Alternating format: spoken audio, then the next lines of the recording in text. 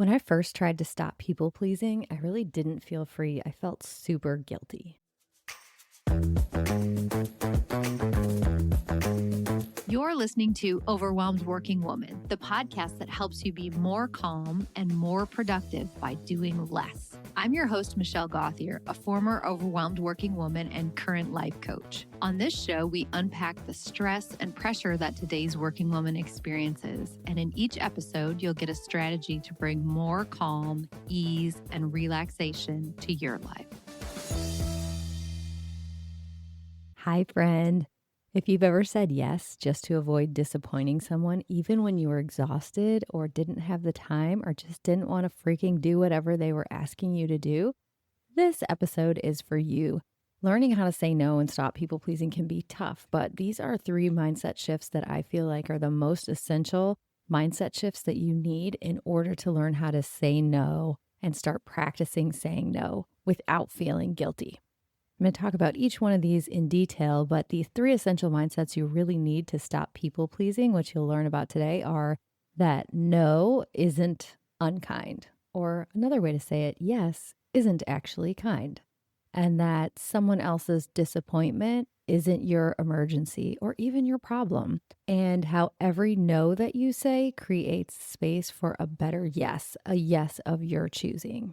We're going to talk about why people pleasing is so hard to let go of, and how these mindset shifts can really help you stop feeling that guilt spiral every time you attempt to say no, and really stop people pleasing so that you can create the kind of life that you want for yourself. If this is an area of interest to you, keep on listening to the end. I'm offering a new class called the People Pleasing Purge, and I'm going to give you all the details at the end. Okay, let's start with the mindset shift of saying no feels mean or bad, or I have to say yes if I want to be nice.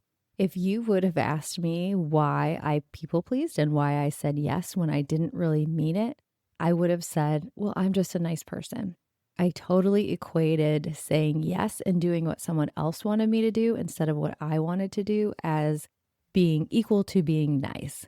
And I thought that if I said no, that I would be mean or selfish or not caring. And so what that meant is I said yes to everything, essentially. I showed up, I helped, I pitched in, I stayed late, I hosted, I cooked, I planned, even when I really didn't want to. And even when I had nothing in the tank. And the thing is, this strategy can work for a while. I feel like I was pretty good with this strategy until I had a second child. And I had gotten to a certain point in my career and I was like, I just can't keep doing everything. So the shift that I had to make in my mind and the belief that I had to change is that saying no doesn't make me unkind. It just makes me honest, because saying yes out of guilt it's not telling the truth. It's a lie. People pleasing is a form of pretending, and pretending really drains you. Think about when you have to act like something that's not your true self, how exhausting that can be. And then think about when you do that time and time again, how often you're pretending, how often you're spending time doing things that you don't want to do. So learning to say no with kindness and clarity and honesty is actually much more respectful to yourself and to the other person as well. The second mindset shift that I had to really embrace is that someone else can feel disappointed in me even. I mean, that's still like a uncomfortable thought, but if someone else is disappointed in me, it's really not my problem. It's not my emergency. It's not my problem to fix. Let them, as Mel Robbins would say, I have to let them feel whatever feelings that they feel. I used to think if someone's disappointed in me that I've done something wrong. And I still don't like the idea that someone's disappointed in me. It's just I don't take it on as I have done something wrong. I feel like I have done something right when I have told the truth, told it kindly, without over explaining. So instead of feeling the urge to immediately fix it and explain and apologize and end up saying yes after all, I just allow them to manage their own emotions. And when you trust someone else to feel and manage their feelings and you don't need to absorb them or fix them or take them on as yours, you can be a kind person and still honor what you want and honor your own bandwidth. The other thing I found out as I was experimenting with this too is a lot of times people are just fine with it. We feel like people are going to be so upset if we say no to something. But just recently, my friend group was getting together and one of the friends couldn't make it. And I was disappointed. I was disappointed that she couldn't be there. And also, so what? Like, that's a normal emotion to feel. If you want to see someone and then they can't be there for whatever reason that is, whether I deem it a legit reason or a not legit reason, I'm disappointed not to see someone I love. Like, that's fine. I can be disappointed. Nothing bad happened to me. I didn't decide to hate her. In fact, I love her. That's why I was sad that I didn't get to see her. I think the biggest takeaway from this one is someone else's disappointment or whatever feeling they're feeling isn't a red flag. It's just a feeling. They're just having a feeling, and that's okay. The last mindset shift that you need in order to really be able to say no without guilt and stop people pleasing is the belief that every no creates space for a better yes. So throughout the day, we're talking right now about things that you say yes to that you don't want to say yes to. But throughout a day or a week or a month, there are plenty of opportunities where you say yes to things that you want to do or need to do. For example, I wouldn't be super excited to like take one of my kids to the doctor, but obviously it's a high priority and I'm going to say yes to that on my calendar. But every time you say no to something that you don't want to do, picture a white space on your calendar. And you could either leave that as white space or you could fill it in with something that you actually want to do. This is so random, but I saw a really cute, I was visiting my sister in Charleston and they had all these cute Halloween decorations on the front porches. And one of them was like witches' hats hanging from the ceiling of a covered porch with fishing line.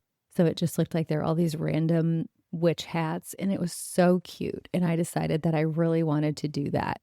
And so I ordered the stuff and then, I was busy. So it sat on my dining room table for like a week. And then on a Saturday, when I literally said no to everything and just needed a day all to myself because my kids were out of town, I created a white space day for myself. And after lying on the couch until I didn't feel like lying on the couch anymore, I was like, oh, I'm going to do my Halloween decorations. I'm going to put up those cute hats. And every time I pull in my driveway, it makes me so happy. They're so cute. And I also added hanging from the ceiling some bright fluorescent pink pumpkins. Can you believe they even make those? I was so excited.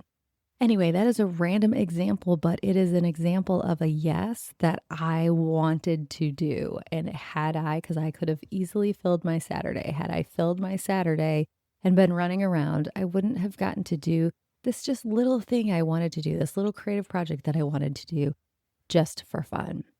So if you think about it for you, what could you say yes to if you weren't so busy people pleasing? Would it be like, I don't know, maybe you like to cook a nice dinner sometimes, but you never have time to do it. Maybe you like to lie on your couch and binge a show instead of being busy all the time. Or maybe there's some new hobby or you want to read a book or whatever. Like, what kind of time could you create for yourself if you weren't people pleasing? Okay, so remember, no doesn't make you unkind. It makes you honest. Someone else's disappointment is not your emergency, and every no creates space for a better yes. Those are the 3 essential mindset shifts that you need to learn how to say no and stop people pleasing. And if you know people pleasing is taking up way too much of your time and energy and mental space, if it's making you feel just overwhelmed and resentful and exhausted, I've got the thing for you. I've created this new class called the People Pleasing Purge. It's a live class, so eventually this is going to be a self-paced video course. But for this first round, I'm teaching it live and in person. It's 6 sessions over a 3-week period, and it starts next Monday, November 3rd. So in the class, we'll talk about why people pleasing is a habit, not your personality. It's not I am a people pleaser. It's I have a habit of people pleasing. How to say no without spiraling into guilt and over explaining, talking about exactly how to do that, the mindset shifts that are required for that, how to set boundaries that stick, and how to stop managing everyone else's emotions and just reclaim your own time. By the time this 3 weeks is over, which by the way is before Thanksgiving, can you imagine going to Thanksgiving and being able to just not be a people pleaser? You'll leave this class with tools that you can use forever. And maybe for the first time, you'll stop feeling bad about putting yourself first. If it sounds like something you need, grab your spot. We are only selling this class this week and it starts next week. And this is the only time that I will be doing it live. The good thing about doing it live is you can ask me all your questions.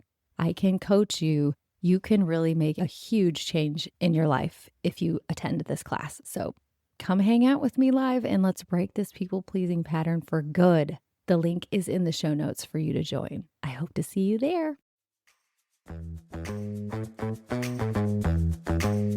Thank you for listening to the Overwhelmed Working Woman podcast. If you want to learn more about my work, head over to my website at michellegauthier.com. See you next week.